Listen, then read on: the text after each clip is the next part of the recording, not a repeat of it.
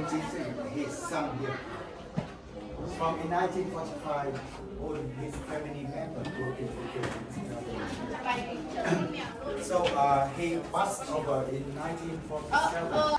I gotta say, I keep on hitting my head, like on this thing, for example, and just like everywhere in Vietnam, because the door frames were not made for tall people, unfortunately.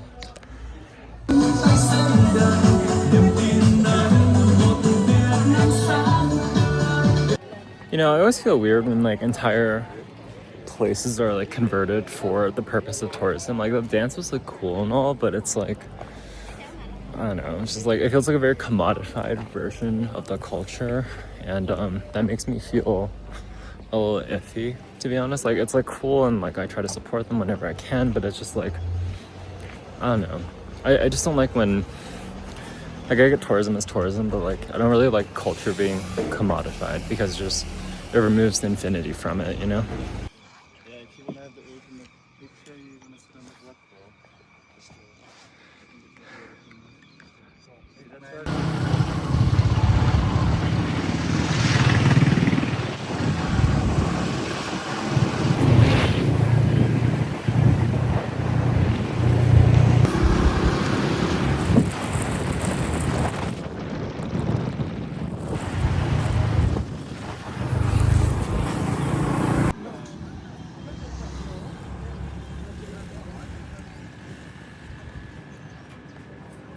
Le he dicho, ¿quieres ir pues ahora o no incluida? Le he dicho, ya.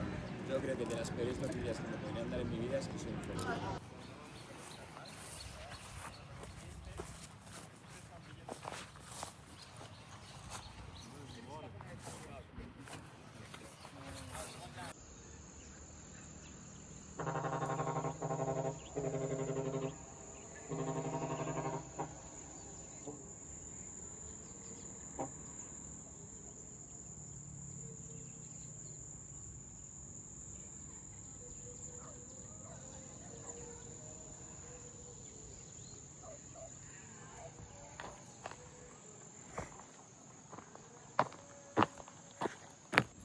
God, getting here was like kind of crazy.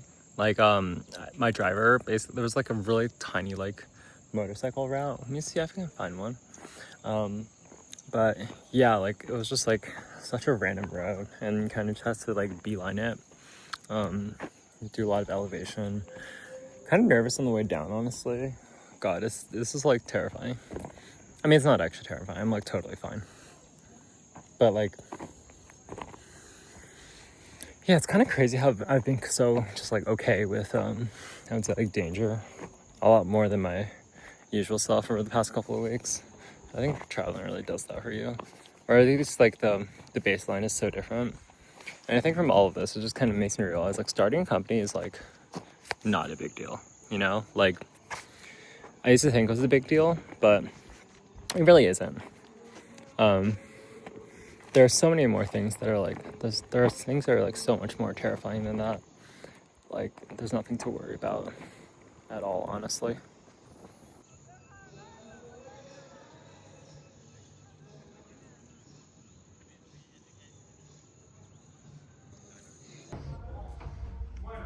My friend, we have a shower to go downstairs. We bathroom, towel, we cannot outside. I am so tired right now.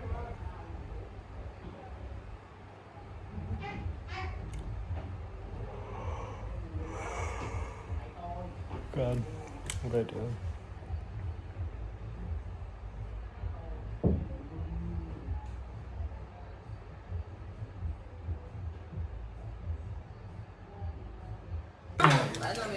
You know what I need right now? Right. An espresso teeny.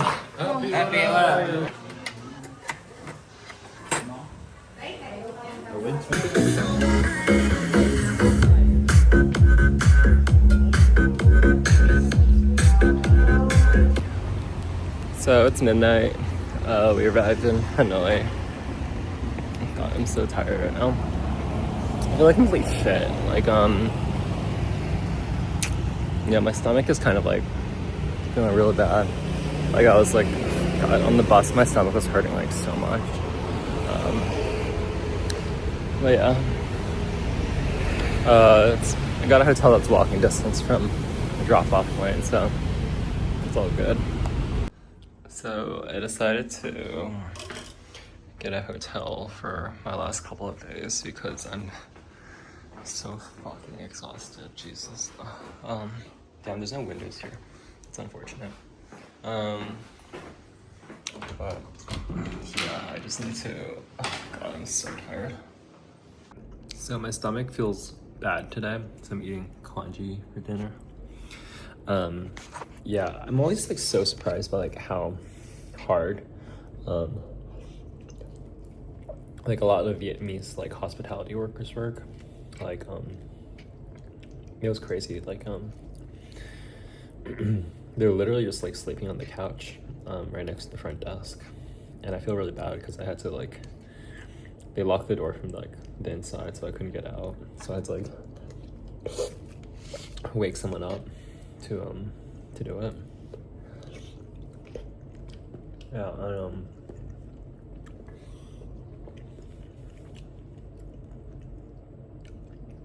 yeah, and then I had to go to another hotel, and there's another guy passed out on like the couch, and it's just crazy.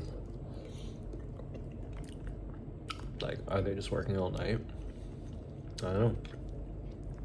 Like, cause I usually feel like Wall Street culture is like really intense and stuff, but just like the average person works like so hard here. It's actually like, kind of jarring, because I used to think like 60 hours weeks were like, I mean, they were like hard work, right? But it's like nothing, I realize in retrospect. Yeah. So I feel like these sleeper buses really fuck up your sleep, because my sleeper bus is from like 5 to midnight, and I slept through most of it. So when I got back to the hotel, I was just like awake. Now I'm so fucking tired. But I'm so tired. I'm getting my second rabies shot now. That'll be fun.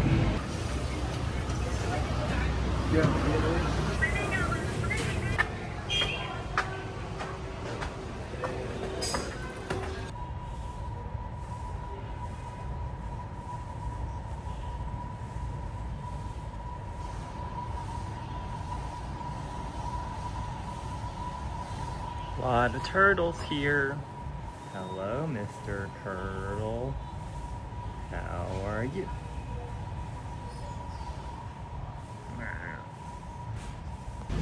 So I gotta say, I learned about what iTag was for the first time, I think like earlier this year, and like it's been such a game changer.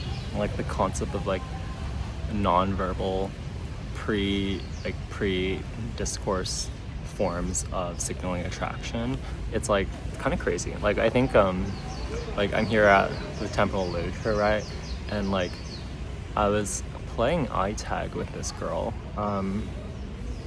and like I was like sitting down, and then she looked at me, and then I looked at her, and then she went somewhere else, and then she came back, like she looked at me again, and I was like, okay, like I feel like there's something here. So then I followed up with that by just like approaching her and introducing myself, and then like and like she was pretty receptive to it, and we had like a nice conversation, and then she left for lunch with her friend, and it's like, this is such a like game changer in terms of just like me I don't know, because like I didn't realize like how this worked, you know what I mean? Like I always thought like approaching people was just like a function of like quantity as well as like, you know, like just like confidence or whatever, but it's really not. I didn't realize there was like so much that went into it before the actual approach, and that if you're playing iTag with someone, the base rate is like for conversion and like receptivity is like really, really high, you know? Like I didn't realize that. And I feel like my conception of like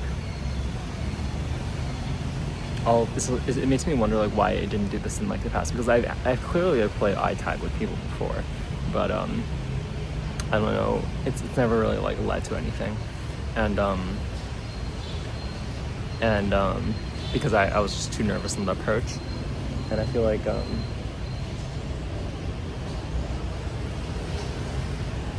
why was I ever nervous? You know, I feel like it's like, how do I phrase this? It's like the base rate is like really high, you know, and the actual costs of like the approach is like very low.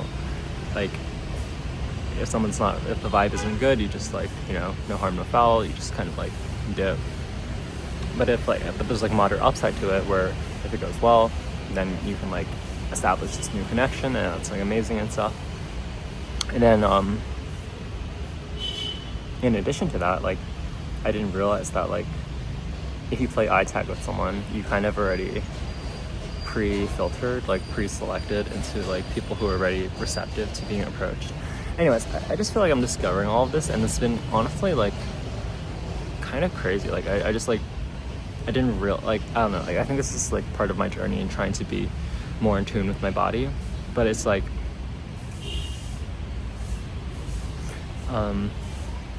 yeah, it's just like the vibes are all there. All you have to do is like lean into the vibes. And like I just like can't believe I didn't do this in the past, because I always knew the vibes are there. I've always been good at detecting vibes, but I just never followed up on it, because I feel like I wasn't listening to my body. I wasn't doing what my body wanted. And I feel like this is like, this trip, just traveling in general, has brought me so much closer to my body in, you know, leaning more into the vibes, and it's been so wonderful. Yeah. So these are all the names of the scholars who have passed some sort of test. And I realized that like a lot of my interest in standardized tests is actually just very Confucian coded.